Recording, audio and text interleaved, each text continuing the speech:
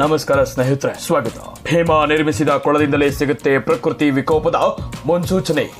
ಯಾವುದದು ಕೊಳ? ದ್ವಾಪರ ಯುಗದಿಂದ ಇಂದಿಗೂ ಆ ಕೊಳದಲ್ಲಿ ನೀರು ಖಾಲಿಯೇ ಆಗಿಲ್ಲ. ಯಾವುದು ಆ ರಹಸ್ಯದ ಜಾಗ? ಅಂತಾರಾಷ್ಟ್ರೀಯ ಖ್ಯಾತಿಯ ಡಿಸ್ಕವರಿ ಮಾಧ್ಯಮಕ್ಕೂ ಸವಾಲಾಗಿದೆ ಈ ಕೊಳ. 2004ರಲ್ಲಿ ಹಾಗೂ 2015ರಲ್ಲಿ ನಡೆದ ಸುನಾಮಿಯ ಮುನ್ಸೂಚನೆಯನ್ನ ನೀಡಿತ್ತು ಈ ಕೊಳ. ಹೇಗೆ ನೀಡುತ್ತೆ ಸುನಾಮಿಯ ಮುನ್ಸೂಚನೆ? ಅದರ ರಹಸ್ಯವೇನು? ನಿಜಕ್ಕೂ ಈ ಕೊಳ ಇರೋದಾದ್ರೂ ಎಲ್ಲಿ? ದ್ವಾಪರ ಯುಗಕ್ಕೂ ಈ ಕೊಳಕ್ಕೂ ಏನು ಸಂಬಂಧ? ಈ ಎಲ್ಲಾ ವಿಷಯವನ್ನ ನಿಮ್ಮ ಮುಂದೆ ಇಡ್ತೀವಿ ಸ್ನೇಹಿತರೆ. ಅದಕ್ಕೂ ಮುನ್ನ ಈ ವಿಡಿಯೋದ ಮಾಹಿತಿ ಇಷ್ಟವಾಗಿದ್ರೆ ಲೈಕ್ ಮಾಡೋದನ್ನ ಮರಿಬೇಡಿ, ಶೇರ್ ಮಾಡಿ. ನೀವಿನ ನಮ್ಮ ಚಾನೆಲ್ನ ಸಬ್ಸ್ಕ್ರೈಬ್ ಆಗಿಲ್ಲ ಅಂದ್ರೆ ಈ ಕೂಡಲೇ ಸಬ್ಸ್ಕ್ರೈಬ್ ಮಾಡ್ಕೊಳ್ಳಿ. ನಿಮ್ಮ ಅನಿಸಿಕೆಯನ್ನ ಕಮೆಂಟ್ ಮೂಲಕ ತಿಳಿಸ್ಕೊಡಿ.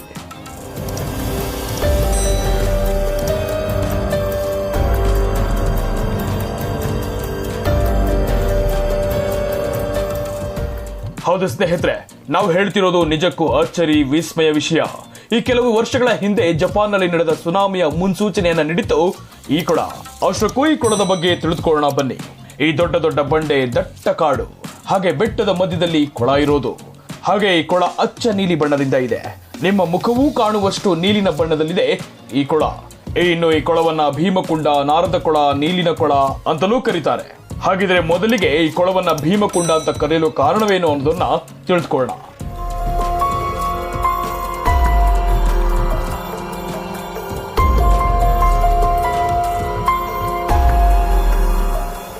ಸ್ನೇಹಿತರೆ, ಪ್ರಕೃತಿಯ ವಿಕೋಪಕ್ಕೂ ಮುನ್ನ ಈ ಭೀಮಕುಂಡದಲ್ಲಿ ನೀರು ಹೆಚ್ಚಾಗುತ್ತೆ, ಮುನ್ಸೂಚನೆಯನ್ನ ನೀಡುತ್ತೆ.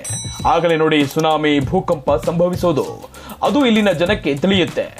ಈ ಭೀಮಾ ಕುಂಡದಲ್ಲಿ ನೀರು ಸಮವಾಗಿರುತ್ತೆ. ಆದರೆ ಯಾವಾಗ ಈ 2015 ಜಪಾನ್ನಲ್ಲಿ ಹಾಗೂ 2004 ಭಾರತದಲ್ಲಿ ನಡೆದ ಸುನಾಮಿಯ ಮುನ್ನ ಈ ಭೀಮಾ ಕುಂಡದಲ್ಲಿ ನೀರು ತನ್ನಷ್ಟಕ್ಕೆ ತಾನೇ ಹೆಚ್ಚಾಗಿ ಹೋಗುತ್ತೆ. ಆದ್ರೆ ಈ ಪ್ರಕೃತಿ ವಿಕೋಪ ಎಲ್ಲಿ ನಡೆಯುತ್ತೆ, ಹೇಗೆ ನಡೆಯುತ್ತೆ ಅನ್ನೋದು ಮಾತ್ರ ಇಲ್ಲಿನ ಜನಕ್ಕೆ ತಿಳಿಯೋದಿಲ್ಲ. ಆಗಲೇ ನೋಡಿ ಜಪಾನ್ ಭೂಕಂಪಕ್ಕೆ ತುತ್ತಾಗಿದ್ದು. ಇನ್ನು ಹೆಚ್ಚಿನ ವಿಸ್ಮಯ ಅಂದ್ರೆ ಈ ಭೀಮಾ ಕುಂಡದ ಆಳ ಎಷ್ಟಿದೆ ಅನ್ನೋದು ಇಂದಿಗೂ ಯಾರೂ ಕೂಡ ಹುಡುಕಲು ಸಾಧ್ಯವಾಗಲಿಲ್ಲ. ಸ್ನೇಹಿತರೆ, ಮಹಾ ವಿಜ್ಞಾನಿಗಳು, ದೊಡ್ಡ ಮುಳುಗು ತಂಡವಾಗಲಿ, ಅಂತಾರಾಷ್ಟ್ರೀಯ ಖ್ಯಾತಿಯ ಡಿಸ್ಕವರಿ ಮಾಧ್ಯಮಕ್ಕೂ ಕೂಡ ಇದೊಂದು ಸವಾಲಾಗಿದೆ. ಅಷ್ಟೇ ಅಲ್ಲ, ಈ ಭೀಮಾ ಕುಂಡದ ನೀರು ಎಷ್ಟು ಹೊರ ಹಾಕಿದರೂ ಸಹ ಈ ಕುಂಡದಲ್ಲಿ ಮತ್ತೆ ಸಮನಾಗಿ ನೀರು ಬಂದೇ ಬರುತ್ತೆ. ಇನ್ನು ಹಾಗೆ ಕೆಲವರು ಮಾಧ್ಯಮದವರು, ತಜ್ಞದವರು ಈ ಭೀಮಾ ಕುಂಡದ ಆಳಕ್ಕೆ ಹೋಗೇ ಬಿಟ್ರು.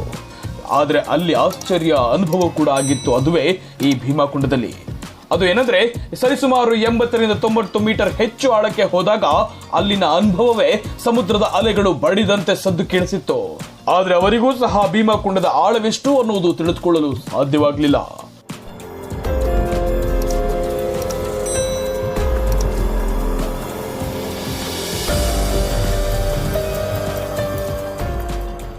ಅದಕ್ಕೂ ಮುನ್ನ ಈ ಕೊಳವನ್ನ ಅಥವಾ ಜಲಾಶಯವನ್ನ ಭೀಮಕುಂಡ ಅಂತ ಕರೆಯೋಕೆ ಕಾರಣವೇನು ಹೇಳ್ತೀವಿ ನೋಡಿ. ಸ್ನೇಹಿತರೆ, ಪಾಂಡವರು ಅಜ್ಞಾತವಾಸದ ಸಮಯದಲ್ಲಿ ದಟ್ಟ ಕಾಡಿನ ಮಧ್ಯೆ ಬಂದಾಗ ದ್ರೌಪದಿಗೆ ಬಾಯಾರಿಕೆ ಆಗುತ್ತೆ.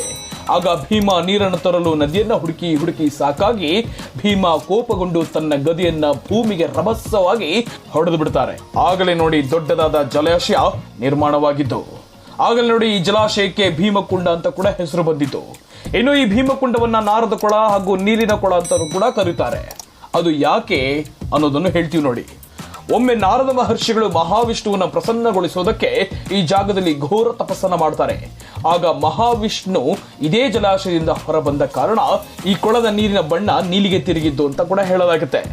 ಆ ಕಾರಣವೇ ಕೊಳವನ್ನ ನಾರದ ಕೊಳ, ನೀರಿನ ಕೊಳ ಅಂತ ಕೂಡ ಕರೀತಾರೆ.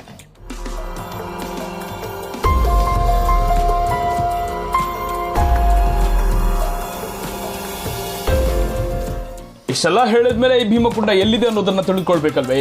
ಹೇಳ್ತೀವಿ ನೋಡಿ. ಈ ಭೀಮಕುಂಡ ಇರೋದು ಮಧ್ಯಪ್ರದೇಶದ ಛತ್ತಾರ್ಪುರ್ ಜಿಲ್ಲೆಯ ಬಾಜ್ನಾ ಗ್ರಾಮದಲ್ಲಿ. ಈ ಅದ್ಭುತವಾದ ಭೀಮಕುಂಡವನ್ನು ನೋಡಲು ಈ ಜಾಗಕ್ಕೆ ಒಮ್ಮೆ ಭೇಟಿ ನೀಡುವಷ್ಟು ಕುತೂಹಲಕಾರಿಯಾಗಿದೆ ಈ ಜಾಗ. ಸ್ನೇಹಿತರೆ, ಈ ಮಾಹಿತಿ ಇಷ್ಟವಾಗಿದ್ದರೆ ದಯವಿಟ್ಟು ಲೈಕ್ ಮಾಡೋದನ್ನ ಮರಿಬೇಡಿ.